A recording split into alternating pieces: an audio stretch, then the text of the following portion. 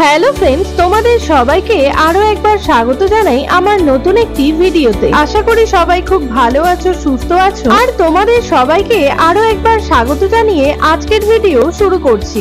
আমরা সেই ছোটবেলা থেকে শুনে আসছি আমাদের সনাতন হিন্দু ধর্মে মোট 33 কোটি দেবতা রয়েছেন। সেই সঙ্গে একই দেবদেবীর নানা রূপের কথাও আমরা জানি, কিন্তু আদেও কি হিন্দু ধর্মে 33 কোটি দেবদেবীর অস্তিত্ব রয়েছে?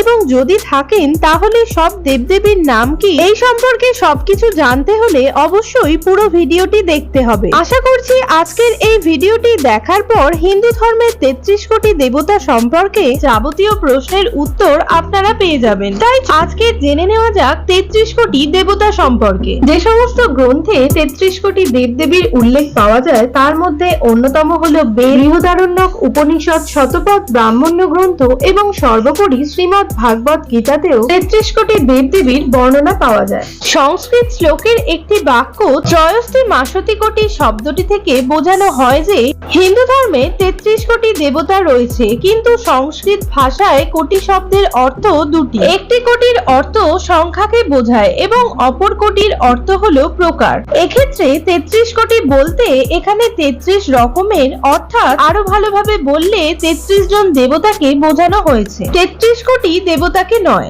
সুতরাং হিন্দু ধর্মে 33 কোটি দেবতা আদেও নেই। এখানে 33 রকমের বা 33 জন দেবতাকেই বোঝানো হয়েছে। বেদে যে 33 কোটি দেবতার কথা বলা হয় তা হলো 33 প্রকারের উচ্চকোটি সম্পন্ন অর্থাৎ শ্রেষ্ঠ দেবদেবী। ঋগ্বেদে 33 জন দেবতার কথা উল্লেখ রয়েছে। এরা হলেন দ্বাদশ আদিত্য অর্থাৎ 12 জন আদিত্য, একাদশ রুদ্র অর্থাৎ 11 জন রুদ্র, অষ্টবসু অর্থাৎ 8 জন বসু, অশ্বিনী কুমার দ্বয় অর্থাৎ 2 জন অশ্বিন রয়েছে। 12 + 11 + 8 + 2 = 33।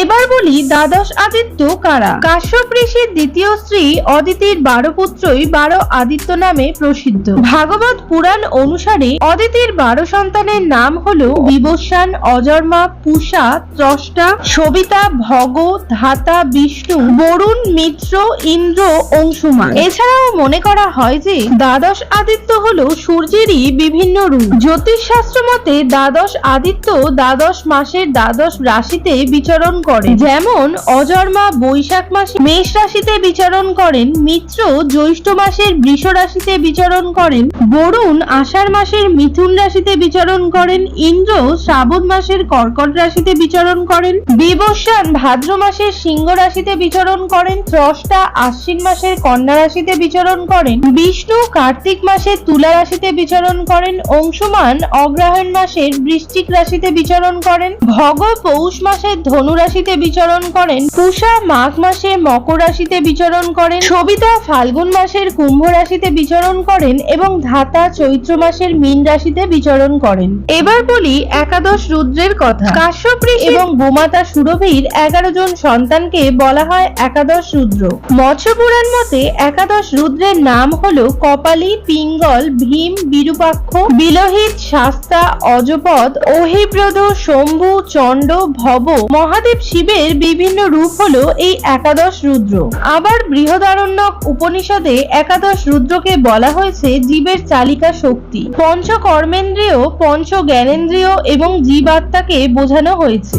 রুদ্র শরীরেই অব্যয়। মানুষের মৃত্যুর পর তার শরীর থেকে সমস্ত 11 রুদ্র বেরিয়ে যান। এই রুদ্র শরীর ত্যাগ করার পর ব্যক্তিকে মৃত বলে ধরে নেওয়া হয়। শরীর থেকে নির্গত হয় যে রুদ্র তাদের নাম হলো প্রাণ, অপান, ব্যান, সমান, উদান, নাক, কিরকল, দেবদত্ত ও ধনঞ্জয়। প্রথম 5 রুদ্র প্রাণ ও দ্বিতীয় 5 রুদ্র হলো উপপ্রাণ। অবশেষে একাদশ রুদ্র হলো জীব আত্মা। এই 11টি রুদ্র শরীর থেকে বেরিয়ে গেলে সেই ব্যক্তিকে মৃত হিসেবে মনে করা হয়। এবার বলি অষ্টবসুর কথা। কাশ্যপ ঋষি এবং দক্ষ কন্যা বসুর 8 জন সন্তানকে একত্রে বলা হয় অষ্টবসু। বহ্নি পুরাণ মতে এরা হলেন অপ অর্থাৎ জল, ধ্রুব অর্থাৎ ধ্রুবতারা, সোম অর্থাৎ চন্দ্র, অনিল অর্থাৎ বায়ু, অনল অর্থাৎ অগ্নি, ধর অর্থাৎ পৃথিবী, প্রত্যুষ অর্থাৎ সূর্য এবং প্রভাস অর্থাৎ নক্ষত্র। বসু অর্থাৎ আমাদের যে আত্মা স্থায়ী করেন ও তাদের যেখানে বাস হয়। এই 8টি বসু প্রজার ধারণ ও পালন করে থাকেন। এবার বলি অশ্বিনী কুমার দয় কারা? অশ্বিনী কুমার দয় হলেন বৈদিক দেবতা এবং দেবতাদের চিকিৎসক, যার মাধ্যমে আমাদের বায়ু, দৃষ্টি, জল ও শিল্পশাস্ত্র উন্নত হয় এবং ঔষধি সৃষ্টি হয়। এটিই হলো 33 কোটি অর্থাৎ 33 ধরনের অব্যয়, যাদের আমরা কৃতজ্ঞতা স্বরূপ দেবতা জ্ঞানে পুজো করি। তো বন্ধুরা, আজকের ভিডিও এখানেই শেষ করছি। আশা করছি আজকের ভিডিওর মাধ্যমে হিন্দু ধর্মের 33 কোটি দেবতা সম্পর্কে সঠিক তথ্যটি জানাতে পেরেছি এবং 33 কোটি দেবতার আসল রহস্য জেনে কেমন লাগলো তা কমেন্ট করে অবশ্যই জানিও এবং 33 কোটি দেবতা সম্পর্কে যাদের ভুল ধারণা রয়েছে তাদেরকেও এই ভিডিওটি শেয়ার করে সঠিক তথ্যটি জানার সুযোগ করে দিও। আর আমার চ্যানেলের নতুন বন্ধুরা অবশ্যই একটা সাবস্ক্রাইব করে দিও ধর্মীয় বিষয়ে এরকমই তথ্য জানার জন্য। অসংখ্য ধন্যবাদ জানাই আমার প্রতিটি দর্শক বন্ধুদের আমার এই ভিডিওটি দেখার জন্য।